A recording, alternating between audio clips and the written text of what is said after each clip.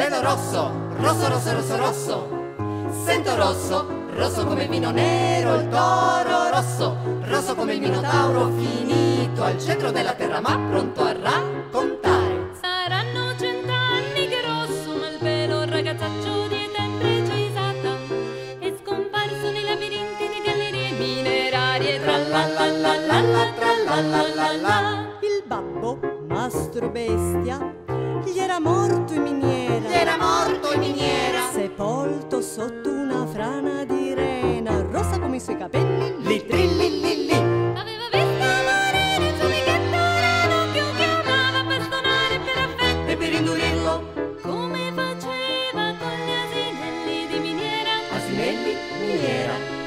Così come i soprastanti facevan con lui, a calci e colpi, a calci e colpi di manico di badile. Madre e sorella maggiore Lo avevano abbandonato per risposarsi l'una e maritarsi l'altra.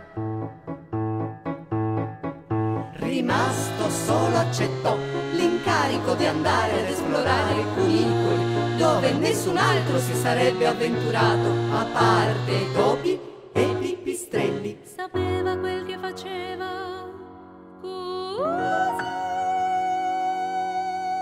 Prese gli arnesi di suo padre, il piccone, la zappa, la lanterna, il sacco col pane, il fiasco del vino e se ne andò, né più si seppe nulla di lui. Così si persero persino le ossa di Malpelo. I ragazzi della cava abbassano la voce quando parlano di lui nel sotterraneo, che hanno paura di vederselo comparire davanti coi capelli rossi e gli occhiacci grigi.